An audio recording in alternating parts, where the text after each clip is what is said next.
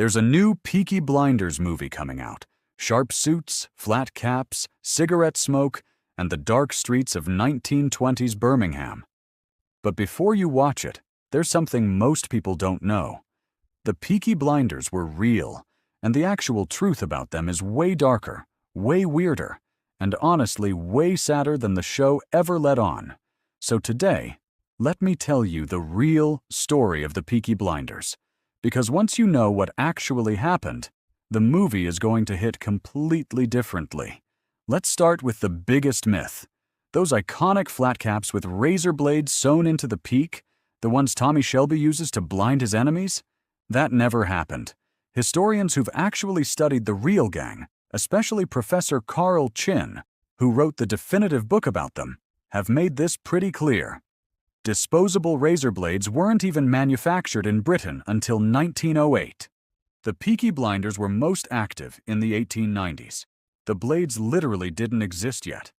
And even later, they were an expensive luxury the gang could never have afforded. Physically, swinging a soft flat cap with a blade in it wouldn't even work. The whole razor cap idea was invented decades later in a novel, and it stuck because it sounded cool. So where did the name really come from? Two theories.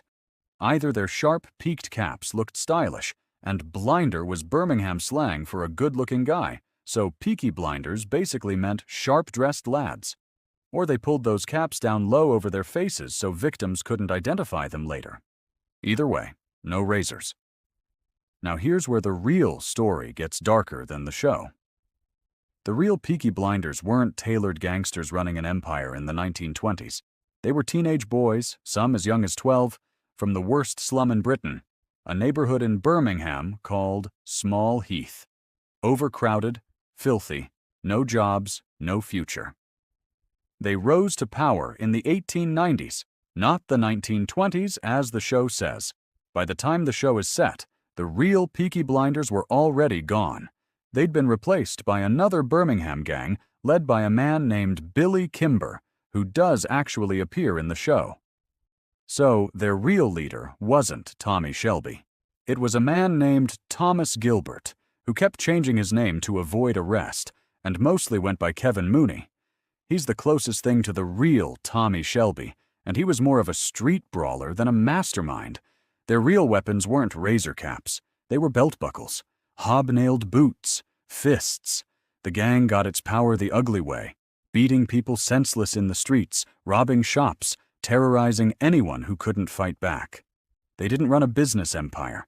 They ran a protection racket over one desperately poor neighborhood. And here's the sad part most people miss. These weren't glamorous outlaws. They were children of the Industrial Revolution's underclass.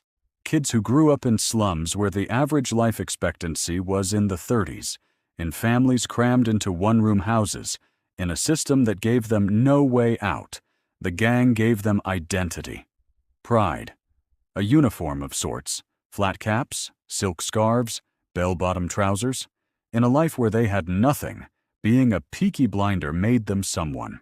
By 1910, they'd been pushed out by bigger, more organized gangs. Most of them disappeared into obscurity. Some ended up in prison, some in the trenches of World War I. Most died broke and forgotten. The show turned them into legends. The real story is that they were mostly desperate kids who never made it out. So when you're watching the new Peaky Blinders movie and Tommy Shelby is walking through Birmingham in a tailored three-piece suit, remember, the real ones didn't own suits like that. They didn't run empires. They lived and died in a neighborhood most people had never even heard of. Sometimes the myth we grow up with is a lot prettier than the real story underneath it. And sometimes the truth is the more interesting story. Subscribe for more myths, mysteries, and real history behind everything trending right now.